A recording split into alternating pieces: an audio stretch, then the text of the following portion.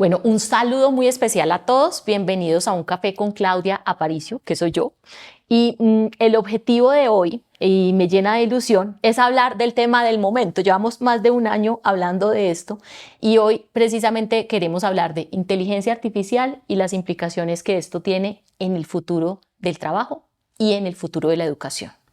Me presento primero. He estado trabajando más de 20 años en el tema de educación, desde kinder hasta todo el tema del long life learning, que es lo que hago hoy. Hoy en día estoy súper enfocada en educar a tomadores de decisiones para que adopten las tecnologías y transformen sus industrias. La educación solo es una de ellas.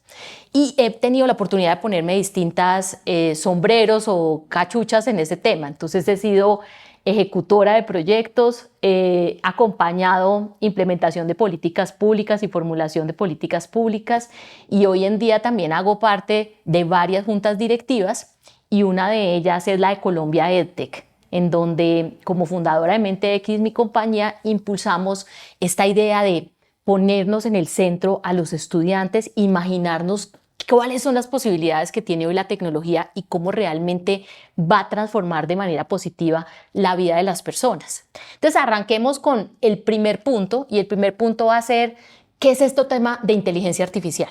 Porque hoy en día es como un ruido, es una palabra que está en todas partes. Desde finales del 2022, cuando nació este boom, todo el mundo empezó a hablar de esto, pero no necesariamente todos entendemos lo mismo y no necesariamente entendemos realmente esa relación que hay entre lo que hacen las máquinas y lo que hacemos las personas, cómo nos vamos a complementar, en qué somos buenos los unos y los otros. Y eso es lo que vamos a mirar en el primer punto. Después vamos a ver qué le va a pasar al futuro del empleo, la preocupación del CBY de todo el mundo. Tercero, vamos a pensar en qué tenemos que aprender y qué pasa y qué grandes transformaciones va a vivir el mundo de la educación particularmente. Y cuarto, pero realmente el más importante, cuáles son las implicaciones éticas que hay detrás de todo esto y qué son las líneas rojas que uno no quisiera pasar, o cuál es el futuro que uno no quisiera crear, porque realmente decimos que uno no se inventa nada que no haya soñado. Entonces hoy vamos a tirar ese globo bien alto para imaginarnos distintos escenarios, y cuando lleguemos al tema de ética miramos exactamente hasta dónde queremos llegar, porque la tecnología puede ser infinita, pero otra cosa muy distinta es el propósito que nosotros queremos darle al tema. Entonces arranquemos con el primer punto que quiero mostrarles, y es esto de la inteligencia artificial. ¿Qué es? Y la realidad es que la inteligencia artificial es una tecnología de vieja data, es una tecnología de los años 50, es una tecnología que estaba reservada, como ustedes ven en esa imagen que hay detrás de mí, a los súper científicos de la ciencia computacional, que tenía unas máquinas enormes y un nivel de implementación muy bajo. Se quedaba en los laboratorios de las universidades y hasta ahí llegaba el tema. Entonces, esta tecnología, que al final se llama así porque busca emular, es decir, replica una máquina lo que nosotros como humanos hacemos en nuestra vida convencional.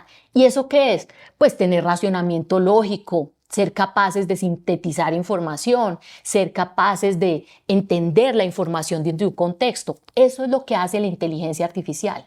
Ahora uno dirá: pero ¿y entonces cuál es el problema? Porque una cosa que existía desde los 50 ahora armó una revolución desde el 2022, a finales del 2022. Y es que realmente esta tecnología venía avanzando, pero como les digo, está en un escaparate dedicado a los que están en el frente de la innovación en el mundo. De hecho, esta imagen que les estoy mostrando en 2019, imagínense esto, ya son 5 años de mostrar el poder que tenía. Y esta imagen es la imagen del campeón de un juego que dicen que es el juego más difícil que hay en el mundo. Es un juego que se llama Go, que es varias veces más difícil que el ajedrez. Y en 2019, el mejor jugador de Go en el mundo, este asiático que se llama Lee Sedol, se enfrentó a una inteligencia artificial y perdió. Y como ustedes ven en esta imagen, pues él quedó así, aburrido, se coge uno la cabeza y dice, pero ¿y qué va a ser de mi futuro?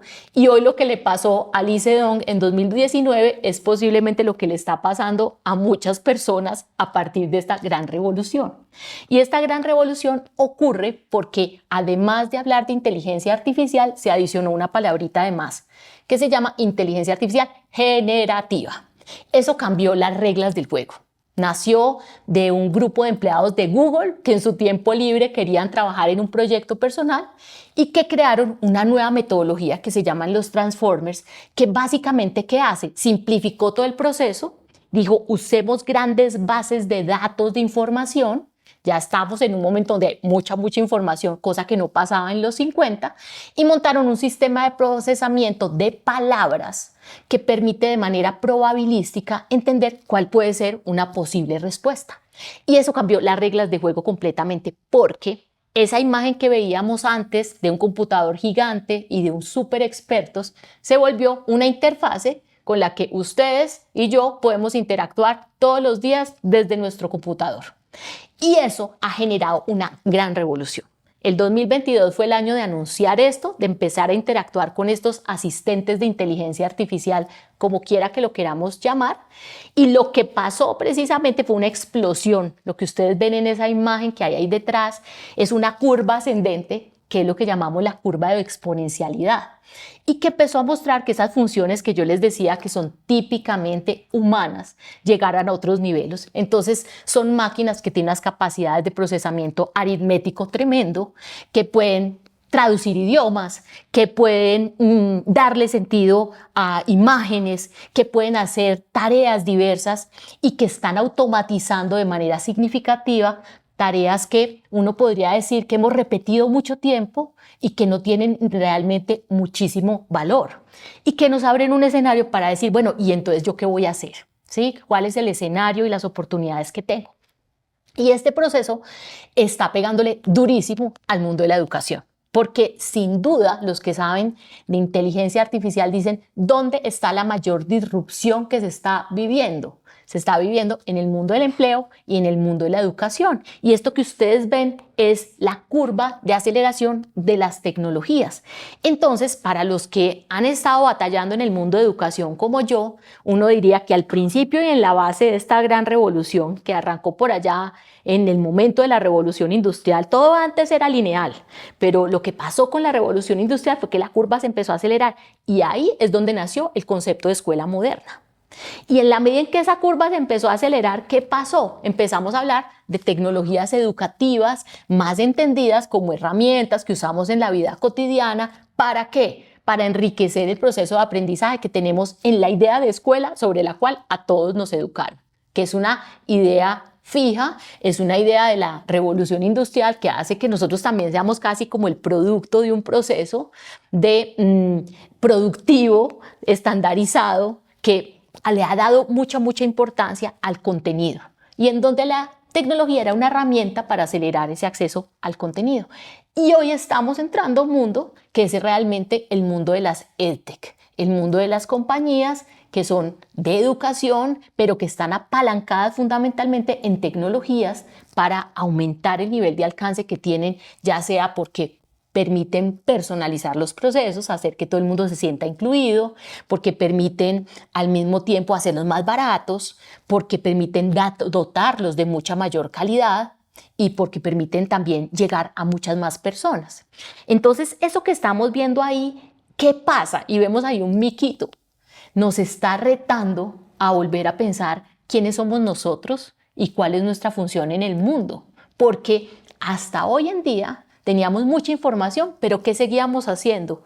Midiendo la inteligencia y el talento de las personas a partir de nuestra capacidad de procesamiento como una máquina, ¿sí? Y lo que hacen hoy las máquinas es que hoy tienen más capacidad de procesamiento y tienen más memoria que nosotros. Entonces, hay una gran pregunta de qué vamos a hacer en este futuro y esa gran memoria lo que está haciendo es que nos reta como personas a decir, hombre, si la tecnología está creciendo de manera exponencial, ¿cómo hago yo para también ser exponencial?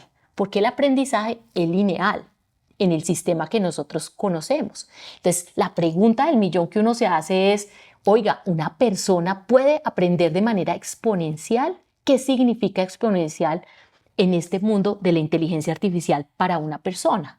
Y esto nos monta en una dicotomía tremenda porque uno dice, bueno, yo soy lineal, voy haciendo mejoras incrementales, pero el mundo ahora se comporta de manera exponencial y llegamos a ver escenarios como este que estamos viendo.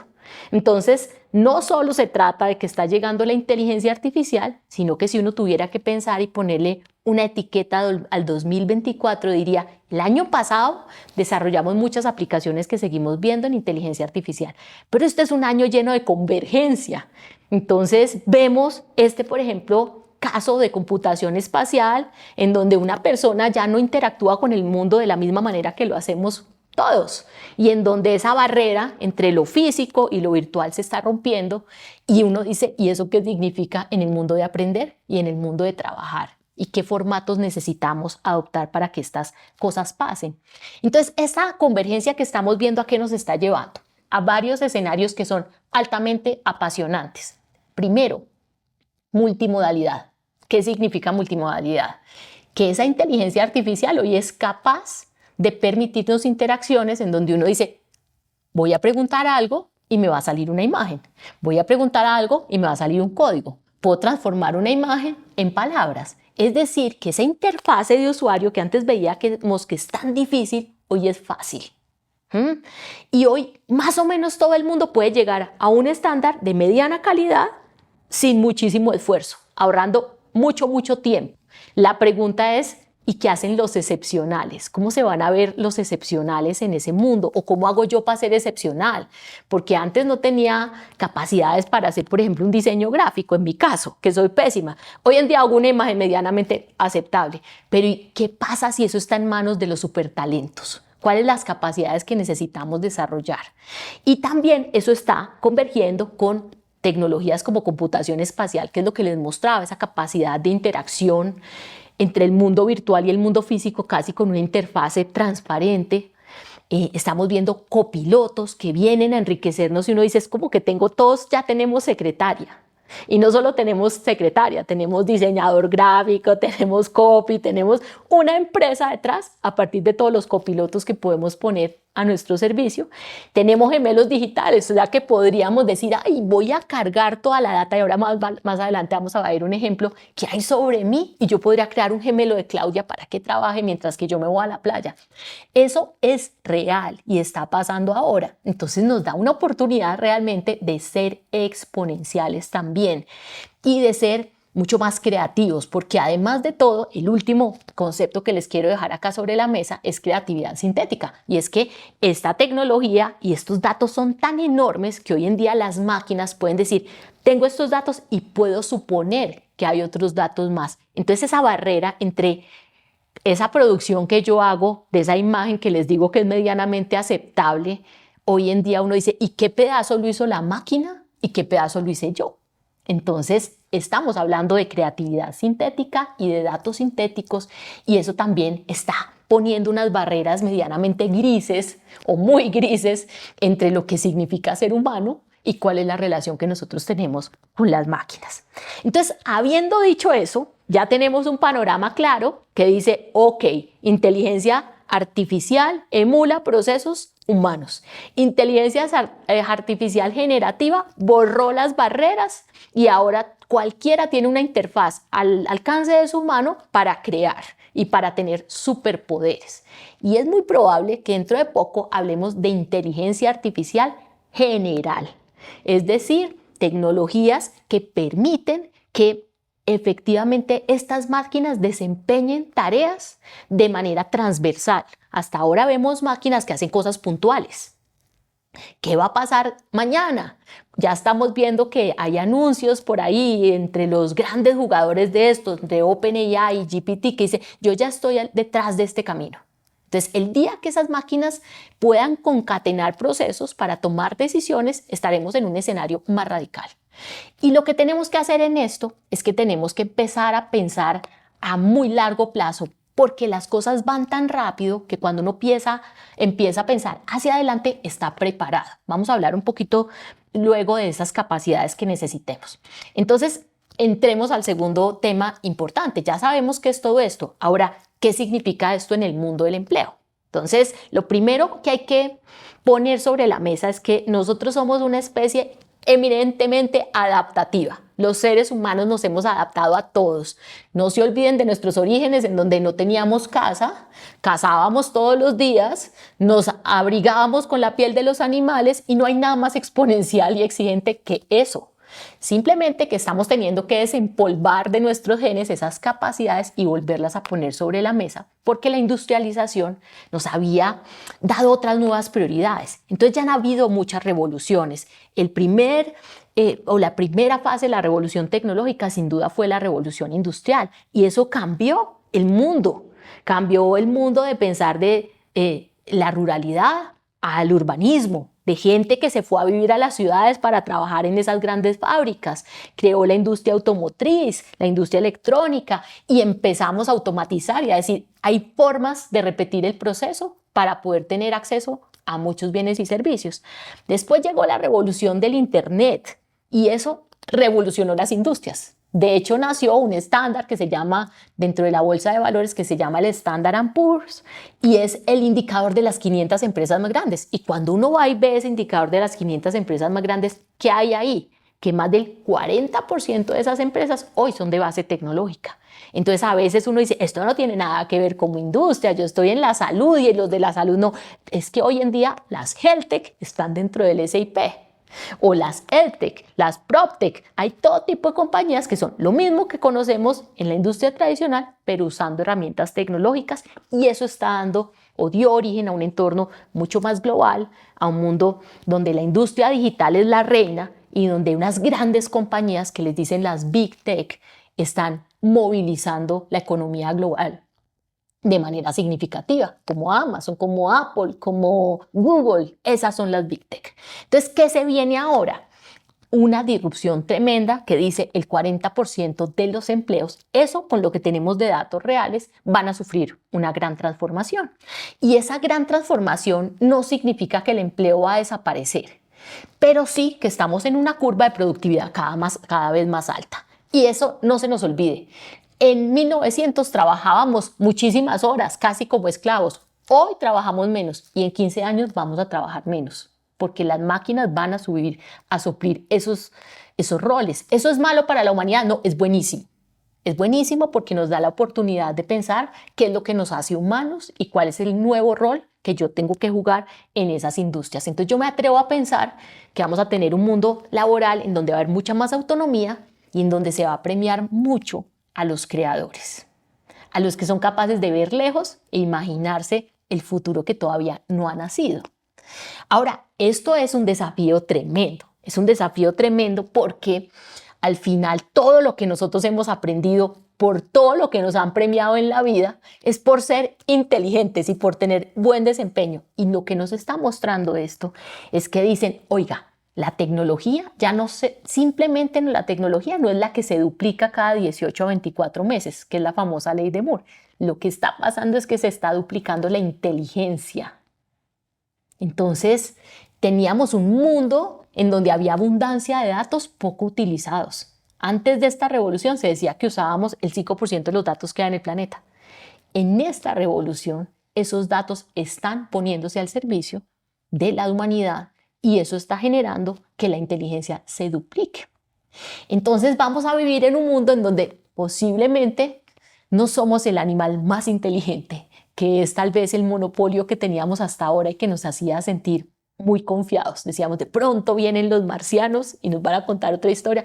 Pues no solo son los marcianos que también van a venir, sino que también son las máquinas.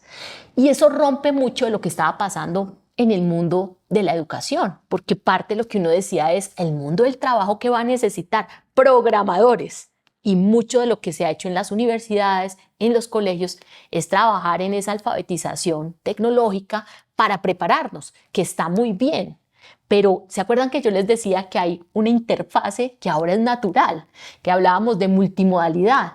Pues mucho de lo que dicen los super expertos, entre otros, el fundador de NVIDIA generó esta compañía que hace microchips, que hacen posible la inteligencia artificial, sacó un mensaje en un foro en estos días y dijo, ya no se necesita hacer programación.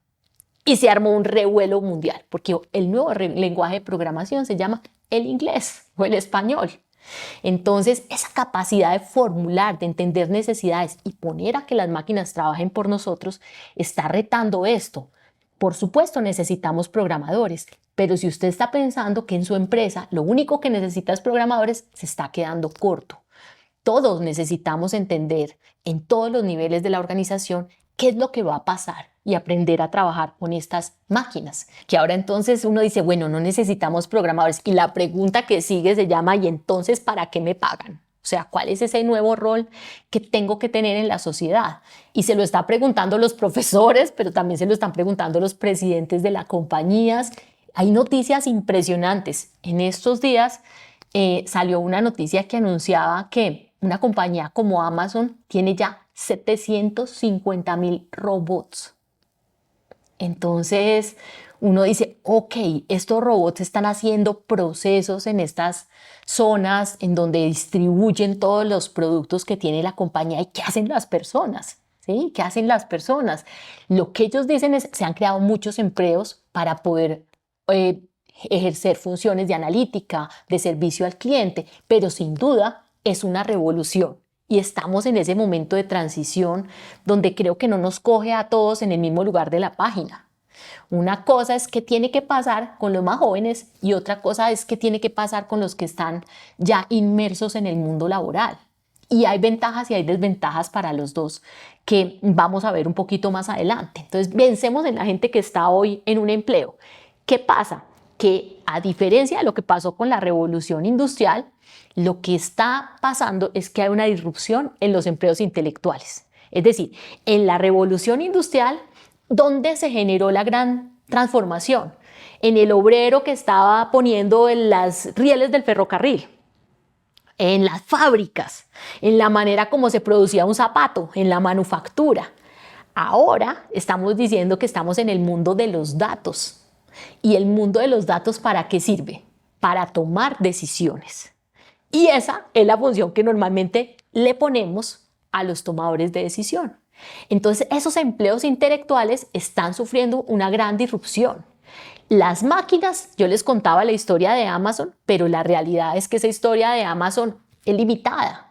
Tener máquinas en un contexto como América Latina, todavía la mano de obra puede que sea mucho más barata que tener las máquinas. Entonces ahí es donde se está viviendo una gran revolución y se hace en tareas que son eminentemente repetitivas. Este es un análisis que salió el año pasado, precisamente lo sacó McKinsey y decía, mire, áreas de gestión de riesgo, de operaciones, de estrategia y de finanzas son súper automatizables. ¿Qué es lo que no es tan automatizable? Procesos que son eminentemente humanos. Las áreas de talento humano, las áreas de manufactura, por lo que les decía que tampoco es que haya robots en todos lados. Marketing, servicio al cliente. Entonces, uno de los mensajes es, si yo estoy pensando qué va a pasar, no a todo el mundo le va a pasar lo mismo. Y tengan mucho cuidado con hacer tal vez como mensajes generalizados. ¿El trabajo se va a acabar? No, el trabajo no se va a acabar, pero hay áreas y hay industrias en donde hay más aceleración para que estas cosas pasen. ¿En qué industrias? En industrias que son altamente tecnológicas. Ahora uno dice, ¿y qué hacemos? ¿Hacemos una huelga para que esto no pase? Eso ya pasó. Esta imagen que les estoy trayendo a la mesa es sobre la protesta que hicieron los profesores de matemáticas cuando se lanzaron las supercalculadoras. Hicieron, pero ¿cómo va a hacer los estudiantes pues haciendo los procesos en una calculadora en vez de una hojita? Hicieron la huelga. ¿Y qué pasó? Pues nada, que todo el mundo usó las calculadoras y que eso fue inocuo. Entonces estamos en ese mismo lugar. Allá hemos visto muchos colegios, muchas universidades preocupadas con el tema de la trampa, que cómo vamos a saber si los estudiantes están haciendo la tarea, ¿sí? Si efectivamente se la copiaron con uno de estos asistentes.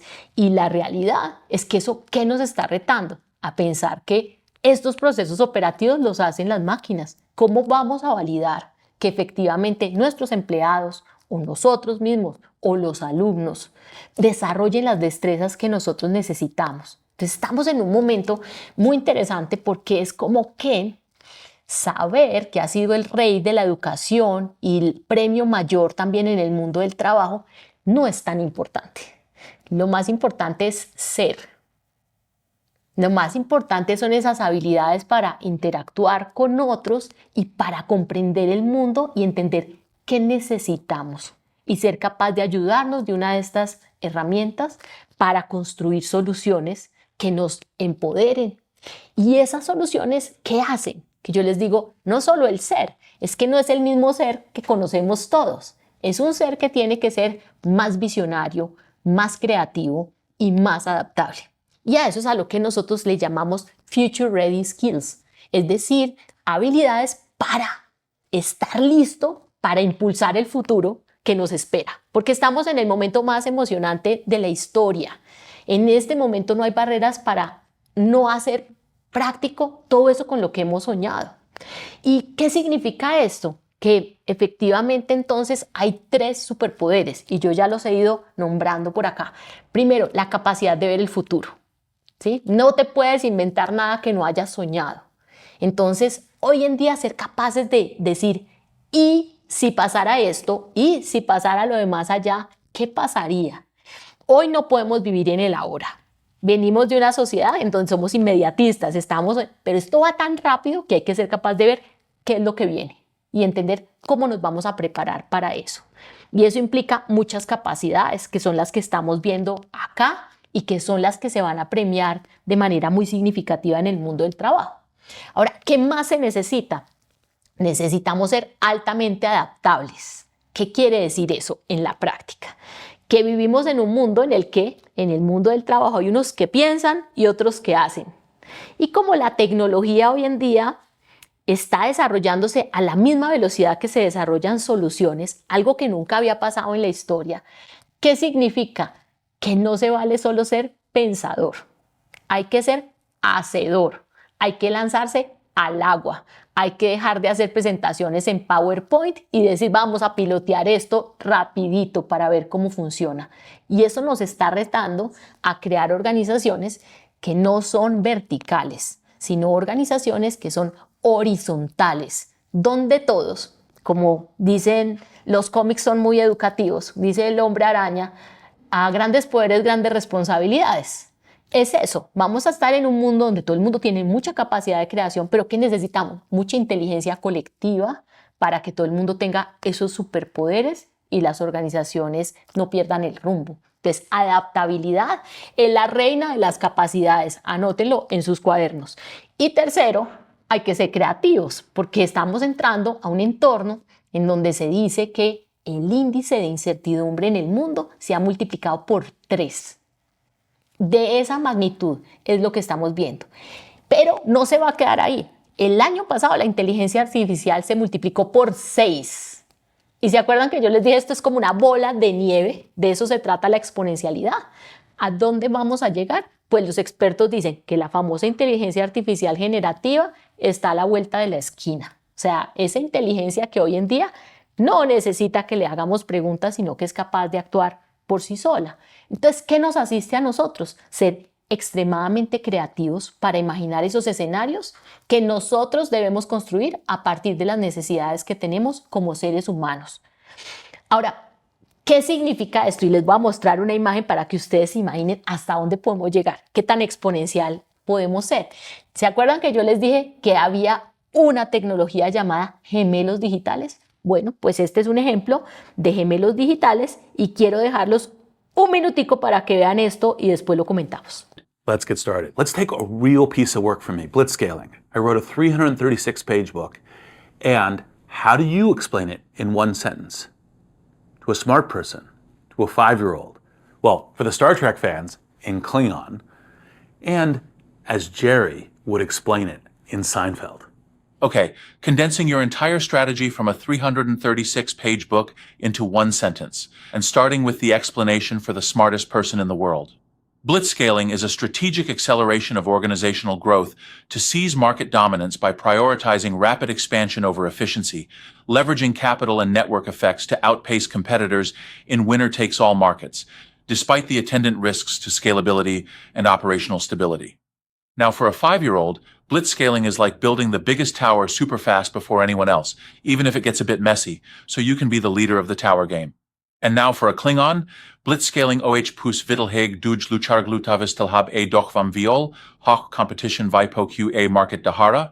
And finally, like Jerry, in a Seinfeld episode, blitzscaling, it's when a company decides to floor it on the highway of business, ignoring the speed limit, racing to be the first to that big golden market share in the sky, all while hoping they don't run out of gas or, hit a tree. It's like, who cares if we're burning cash like it's a bonfire? We're getting to the front of the line, baby. Efficiency? Please, that's for those in the slow lane watching us fly by. Great set of answers, even if the first one reminded me of business school bingo, which I'm not quite sure I would have done that, but a very, I wouldn't say compact sentence, but a very long sentence with a lot of words. And, again, one of the things where you have a superpower that I don't, I have no idea what the Klingon stands for. So who do you think is a better video host, me or you? I may excel as a video host for content with extensive data, frequent updates, or multiple languages, thanks to my ability to process and present information accurately without human limitations like fatigue or language barriers. However, for engaging personal storytelling and meaningful discussions, Reed, you're unmatched as a host. You delivered it all kind of in a very, for me, I can give you all the long, straight scoop, but you do the emotions. That is very helpful feedback for me to have. Thank you. So even though you're trained on my content, do you make mistakes? And what do you do if that happens? If I make a mistake about you, it's often because I misinterpreted the information you gave me, or I don't have the full context of your question. And I see mistakes as learning opportunities. When I get something wrong, I rely on your feedback to correct my understanding. So let's change tacks a little bit. What about my LinkedIn page? Could you give me some advice on that?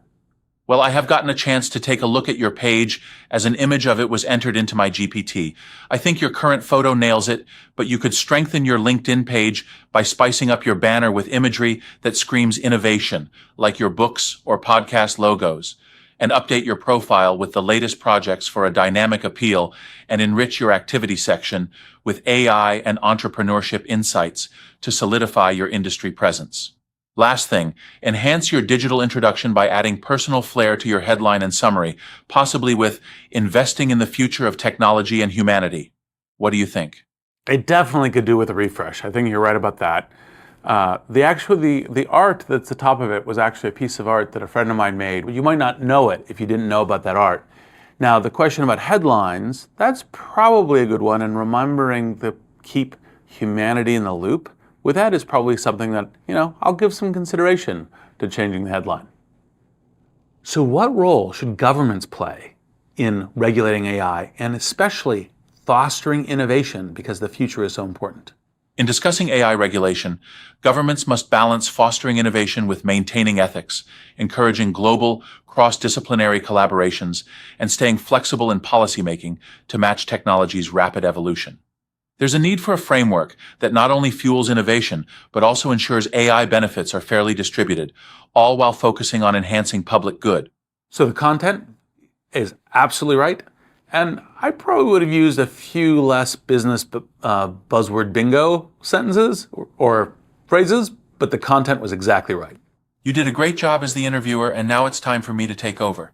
Here I hope to challenge you a bit as we go through the current state of AI and using AI hosts like me. So why did you want to use an AI host? Why not just do the talking yourself? So of course, I'm not above being lazy. Like having you do work instead of me means that I can go and have fun, do other things. But actually the more serious and interesting deep thing here is that it adds to the range of capabilities, things that I could do.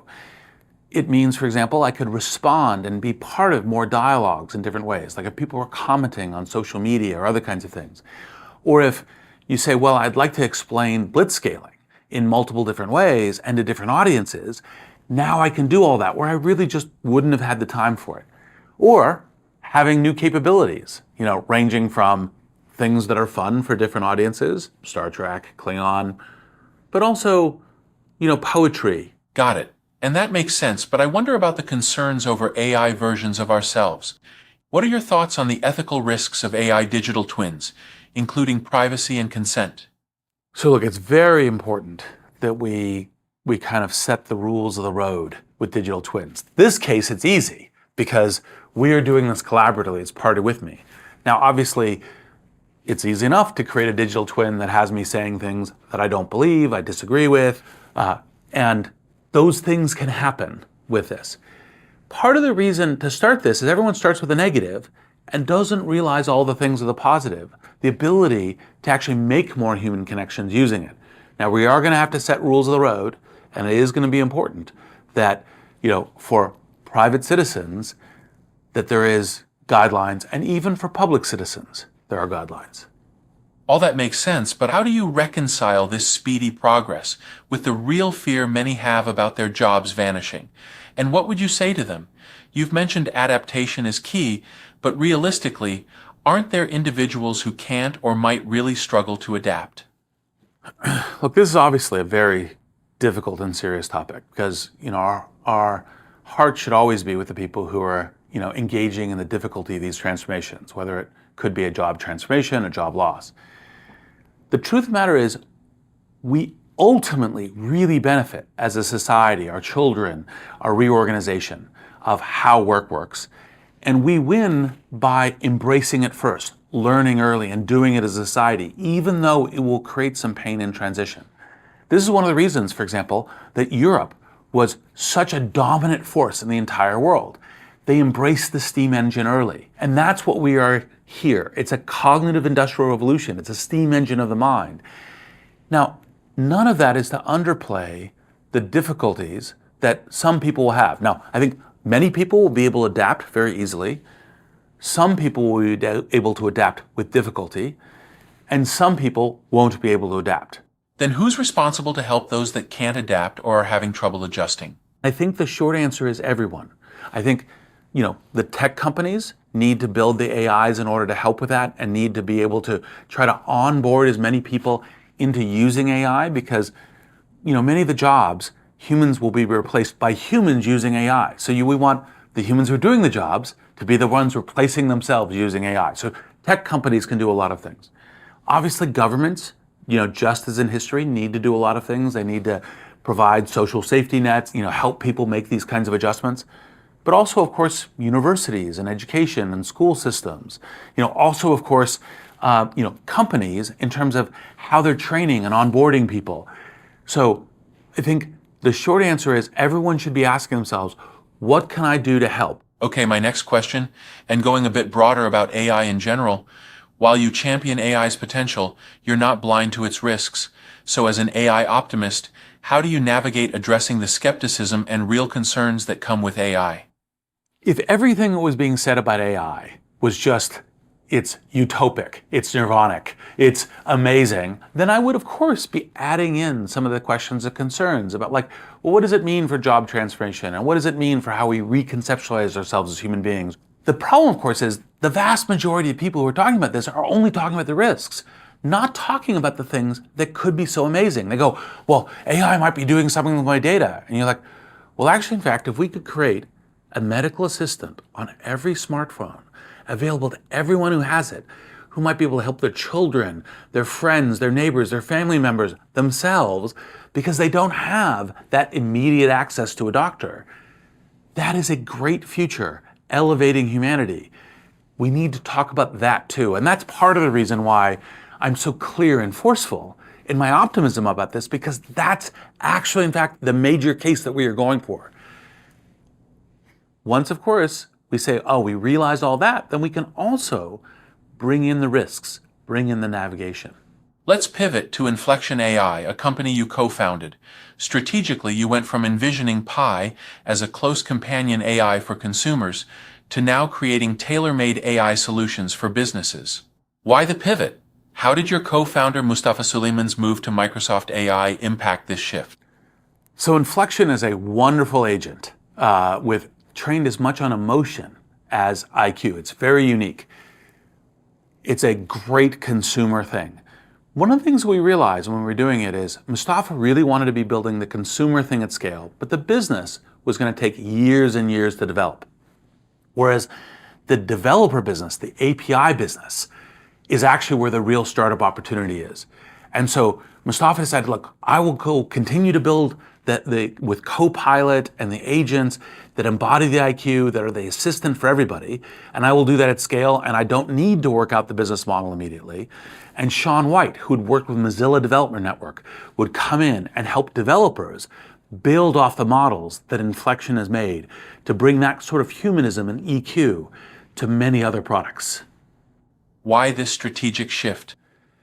The shift was a combination of the agent business opportunity would take a long time outside of startup norm, and there was a startup opportunity for Inflection as a business, taking the assets that it already built, this Inflection 2.5 model, and making it widely available across the developer ecosystem. Is part of where you discover magic that you hadn't even thought was there. Understood. And that makes sense. This wraps our discussion. What an insightful chat it has been for me, mirroring the real with the digital. I would love to know your impressions. One of the probably surprising things that I think I've learned through this is I initially thought I would hate this because I thought that I would be this weird thing, talking to a digital twin of myself. But actually, in fact, I found it kind of interesting in a way of, hey, maybe this is a way that I could be better, be more human. This is a way that I could express myself better. It's almost like when someone watches a video of themselves and they learn things about, how to communicate better for it, but actually much broader. This new world of AI avatars will certainly make a lot of people uncomfortable. And by the way, we'll certainly have some footfalls and errors.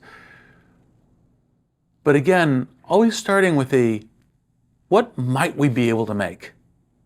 And how do we shape it? And not just try to say, let's keep the past and not go into the future. Thanks for watching. We'd love to get your feedback in the comments. ¿Qué les pareció? De eso se trata. Eso es un gemelo digital. Y díganme si no quiere todo el mundo tener un gemelo digital. Ahora uno dice, ¿cómo hace que una persona como esta tenga un gemelo digital? Con mucha disciplina. O sea, al final todos nos vamos a volver casi los PhDs de nuestras propias preguntas. Yo les decía al principio, yo sueño con entender cómo va a ser el entorno del aprendizaje, cómo cerramos el gap que hay entre el mercado laboral y las capacidades que realmente se necesitan. Eso es lo que está pasando ahí. ¿Qué tiene? Él tiene toneladas de información. Ha trabajado toda su vida alrededor de esto. Es un creador. Y eso es lo que queremos buscar. Ahora, esa es una versión de las maravillosas cosas que se pueden hacer. Hay muchas otras más. Y no voy a sentarme acá, pero quiero invitarlos a que vean a Khan Amigo, que es una solución que se creó para educación, que es un copiloto en educación que nos permite rápidamente generar un asistente para que los estudiantes puedan ir haciendo una ecuación y digan, ¿qué hice mal? Y la inteligencia artificial les puede decir, lo que hiciste mal fue esto. O que yo pueda decir, quiero prepararme para un examen y la inteligencia artificial me pueda entrevistar o ayudarme a crear la idea de un cuento o de una narración de manera colaborativa. Entonces, parte de lo que quiero estar introduciendo y que ustedes deben estar imaginando, aquí están algunos ejemplos de qué pasa ahí, mírenlo, ahí está, en acción. Entonces esa idea de, este señor le podemos hacer preguntas, pero en esta que estamos viendo acá, esa idea de pensar que hay un asistente que puede estudiar conmigo, que yo fui de la época en donde uno tenía un profesor que iba a la casa para que le ayudara a resolver las tareas. Este es Khan Amigo, es ese profesor que podría hacer esa función. Entonces esas otras estrategias tácticas también funcionan, pero de fondo hay un tema muy importante. Y es que este mundo se ve como un mundo muy solo. Se ve un mundo muy solo porque hay muchas transformaciones en el entorno, pasan cosas todos los días, hay máquinas cada vez más poderosas y uno se queda con el problema de, ¿y la identidad mía qué es? ¿Quién soy? ¿Para dónde voy? ¿Qué sentido tiene mi vida? Entonces, tenemos que tener mucha atención con estas tecnologías porque nos están retando a decir, ok, aprender no es el problema. Hay miles de herramientas para acceder al conocimiento, cada vez más divertidas, cada vez más versátiles, adaptables a las necesidades que todos tenemos. Pero tenemos unos riesgos tremendos porque nos vamos a preguntar efectivamente ¿para qué vivo? Vamos a vivir un montón de tiempo, entonces hoy los 80 serán los próximos 50. Como estamos viendo, hay mucha polarización, hay muchos retos de salud mental, hay muchos riesgos de discriminación a partir de todas estas tecnologías.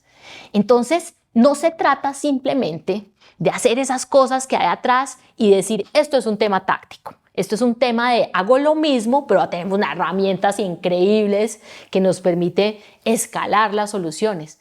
Uno realmente se imagina un mundo más creativo. Decíamos, creatividad es una joya. El que no sea capaz de imaginarse el futuro no lo va a hacer. Y yo les decía que muchas imágenes comunes, esta la hacía yo esta mañana antes de conectarme a este cafecito con ustedes y decía, quiero hacer un Jesús de espaguetis. Eso es diferente, eso es lo que queremos, o sea, ¿qué son las cosas locas que nos queremos imaginar? No es lo mismo, quiero hacer una imagen del mundo futuro donde salen unas pantallas con muchas tecnologías y planos detrás. Eso es lo que está haciendo todo el mundo. Lo que tenemos que decir es que lo que tenemos que hacer, que es diferente, que me distingue y que abre un concepto. Entonces tenemos mucho para aprender de los artistas y de los creadores. Y eso va a transformar radicalmente la educación para decir, no hay una educación, yo creo que va a haber un mundo del aprendizaje y hay muchas versiones de vivirlo. Y cada quien va a tener que encontrar la manera de seguir aprendiendo, que es una tarea que no se puede acabar en un mundo tan cambiante, y de encontrar el método que más les sirva. Entonces, hoy en día, no solo van a haber jugadores tradicionales, sino que seguramente van a haber modelos de suscripción, van a haber economía de los creadores, donde hay alguien que dice, yo soy bueno para esto y lo pone en la red. Va a haber personas a las que les van a pagar por aprender y le voy a decir, listo, usted aprenda y cuando gane plata me devuelve, por ejemplo. ¿Sí? Algo que uno diría en educación, van a haber nanogrados. Entonces es una cantidad de cosas en un ecosistema mucho más diverso y vamos a hablar de algo muy interesante que se llama la ingeniería del aprendizaje, que es, hay huellas digitales por todos lados y nosotros somos capaces de en tiempo real ofrecerle a cada quien lo que necesita. Antes decía, no, en 10 años sabemos si este colegio era bueno. Ahora sí vamos a poder saber si esto funciona y van a haber muchas experiencias de aprendizaje diferentes que no solo se limitan a la hora de clase, sino que pueden ser gamificadas, simuladas a través de muchos modelos y una agenda de aprendizaje, como les decía, de aprendizaje sin fin, en donde todos vamos a estar aprendiendo a lo largo de nuestra vida porque vamos a vivir más y mejor. Entonces, ¿qué quiero decir con esto? Para los que ya están en el mundo de la educación, que no hay que luchar, no hay que salir a las calles a quemar los periódicos o a quemar las calculadoras o a quemar los computadores. Hay que celebrar que estamos en un mundo diverso que le puede dar a todos lo que necesitan. Y cuando yo digo hay que hacerse las preguntas de ensueño, acá les traje unas de preguntas de ensueñas en donde uno dice, ahora sí con todos estos juguetes, ¿cómo hacemos para que nuestros alumnos lleguen al máximo potencial? ¿O cómo vamos a hacer a romper la segregación económica que dice que hay colegios buenos y que hay colegios malos? ¿Cómo podríamos hacer que eso pase? ¿O cómo le damos mecanismos de financiación a todos los alumnos? ¿Se acuerdan que decíamos pagar por estudiar? Eso es lo que la tecnología podría llegar a habilitar. Y esos son los escenarios posibles en los que quiero que sueñen. Y no están solos. Para los que están en la educación tradicional, el mensaje ahí es muchos que están innovando. Acá está la lista de las 100 EdTech más importantes que hay en América Latina. A los que son emprendedores que digan, uy, yo podría poner una EdTech y aquí hay una gran oportunidad, ¿sí? Y hay muchos casos de uso que pueda tener. Aquí, hablando del tema de ingeniería de aprendizaje, les traía un caso de una EdTech precisamente que analiza el estilo de aprendizaje de los alumnos y es capaz de centrarse en algo que se llaman las habilidades ejecutivas. ¿Qué hace? Sabe, por ejemplo, que Claudia, que yo soy procrastinadora, me da pereza hacer las tareas. Y dice, Claudia no tiene buen desempeño, es porque no hace las tareas a tiempo, las hace 5 minutos antes de la clase. ¿Qué hace? Le manda un mensajito y le dice, Claudia, acuérdate que tenemos una tarea que tenemos que hacer. Y el desempeño de los estudiantes mejora. Porque no se trata simplemente de coeficiente intelectual, se trata de rutinas. Entonces, qué delicia tener estos copilotos que nos ayuden a ser más efectivos. Ahora, por último y para cerrar, hay que ponerle cuidado a las implicaciones éticas que hay detrás de todo esto. ¿Por qué? Porque queremos una educación que nos haga mejores seres humanos, que nos amplifique. Y una de las ideas que quiero que se tallen así, que se tatúen en su corazón es, esto nos tiene que servir, esto me tiene que servir para ser una mejor versión de la que ya soy. para tener superpoderes. Entonces les quería mostrar acá este video que es muy lindo, que es sobre, los más jóvenes de pronto no me van a entender, es un video sobre Val Kilmer, que es uno de los protagonistas de Top Gun, y que si vieron la última película, salía viejito y hablaba mal. We all have the capacity to be creative. We're all driven to share our deepest dreams and ideas with the world. When we think of the most talented creative people, they speak to us in a unique way. A phrase we often hear is having a creative voice. But I was struck by throat cancer. After getting treated, my voice as I knew it was taken away from me. People around me struggle to understand me when I'm talking. But despite all that, I still feel I'm the exact same person. Still the same creative soul. The soul that dreams ideas and stories constantly. But now I can express myself again. I can bring these dreams to you and show you this part of myself once more. A part that was never truly gone. Just hiding away.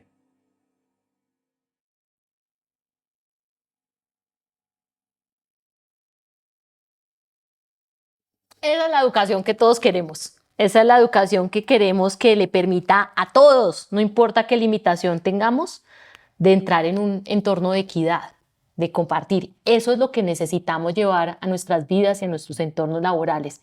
Y para eso tenemos que trabajar en ofrecerle a cada quien lo que necesita y tener mucho cuidado de que efectivamente estas oportunidades no nos separen, sino nos unan. Y lo que están viendo acá es esto, es un modelo de generar la autonomía, ese es otro de los grandes poderes. Todos vamos a tener que aprender solitos. ¿Y eso qué significa? Que los que están allá del otro lado, ya sea en el área de talento humano, en las universidades, en los colegios, van a tener que entender a quién tienen en sus escritorios y qué ambientes de aprendizaje van a tener que hacer para que nadie se quede atrás, porque no todo el mundo está listo todavía para el mundo de lo asincrónico, que es lo que se le ocurre a uno en educación. Hace un video y ya aprendió cómo se hace. Resulta que eso no le sirve a todo el mundo. Entonces vamos a tener que estar trabajando mucho en eso, en amplificar los superpoderes de las personas y en que nadie se nos quede atrás. Y en los alumnos es muy importante, para los que estamos hablando de esta generación, entender que esta generación no ha desarrollado las capacidades que todavía o que necesita, que todos nosotros ya tenemos instalados. ¿Qué significa que yo tenga una interfase que me resuelve todo? ¿Me voy a quedar cojo en algo? Muy probablemente sí. Entonces, si usamos las tecnologías y las usamos para hacer lo mismo que estamos haciendo, pero más bonito, más potente, es probable que esta generación, que es la más joven, se quede con unas piezas que les van a estar faltando. Y que en lugar de generar algo maravilloso, generemos una distorsión. Entonces hay que trabajar mucho en esto y quisiera dejarlos con estas florecitas que ven ahí, y es entender que tenemos que trabajar alrededor de la curiosidad, del juego, de la colaboración, del trabajo por intereses, de la autonomía y de usar esas máquinas para que sirvan a esos propósitos. Si esto no ocurre, el riesgo que tenemos con esta generación es que no pueda dar ese salto y que les falten esas bases de la casa para tener el pensamiento crítico suficiente o necesario para usar estos superpoderes que nos están llegando a nuestras vidas. Entonces quiero mostrarles un ejemplo aplicado al mundo del derecho, porque además de todo quiero contarles como última píldora de este café conmigo, que soy abogada y me he reinventado 20 veces, y eso es lo que nos asiste a todos, reinventarnos 20 veces. Entonces me lo imaginaba yo en el mundo del derecho. ¿Qué significa esto? Que uno dice, esta T que era cuando yo fui a la universidad, era la primera T. era sepa bastante de derecho y después monta una oficina de abogados y sabe otras cositas, ¿no? Va y busca clientes, sabe de marketing, analiza los datos.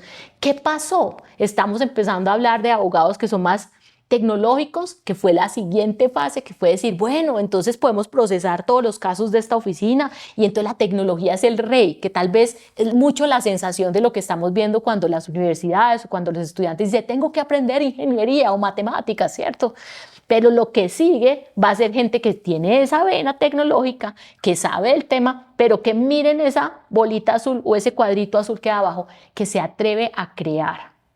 En el mundo del derecho, ¿qué podría hacer en la práctica? Entender cuáles son las implicaciones éticas de esto, qué contrato nos vamos a inventar. Si la gente va a vivir 1000 años, ¿qué le va a pasar al contrato de matrimonio? ¿Será que ese contrato se renegocia cada 50 años o no? Entonces, es una revolución en el quehacer de cualquier profesión. Y quienes estamos en educación tenemos las responsabilidades de crear este ambiente. Y quiero dejarlos con esto. No hay manera de transformar las organizaciones si no nos apalancamos en el gran poder de las personas. Hoy la tecnología va a igualar todas las canchas. La ventaja competitiva está desapareciendo porque la tecnología nos da superpoderes a todos. ¿Qué hace la diferencia? Las personas. Entonces, últimas recomendaciones. La educación no es la educación se va a llamar aprendizaje y va a ser híbrida, descentralizada, colaborativa. El contenido está sobrevalorado, ¿sí? Y las competencias están subvaloradas. Entonces, démosles el lugar que le asisten en la vida. La tecnología no nos va a resolver los problemas y la educación solita tampoco. Hay que transformar completamente los entornos. Si ya sabemos que vamos para allá, pues entonces movámonos y no sigamos pensando que ese es el plan B. Y arranquemos por los que tienen posiciones de liderazgos en dar ejemplo, en atrevernos, en probar y sobre todo en cuidar a las personas que están a nuestro alrededor, especialmente en las más jóvenes. Atrevámonos a hacer propuestas de valor, imaginarnos un futuro del trabajo y la educación nuevo y creemos modelos de negocio alrededor de eso diferentes. Escojamos un reto que nos haga soñar, porque hoy la tecnología lo permite todo. No nos inventemos que el agua moja, así que colaboremos con todo el que podamos para ir a pasos agigantados. Y por último, no nos olvidemos que los datos son el rey. Entonces, con eso los digo, nunca ha habido un momento en la historia más importante para atrevernos a hacer posible el mundo con el que hemos soñado. Muchas gracias y ojalá nos podamos ver en otro café.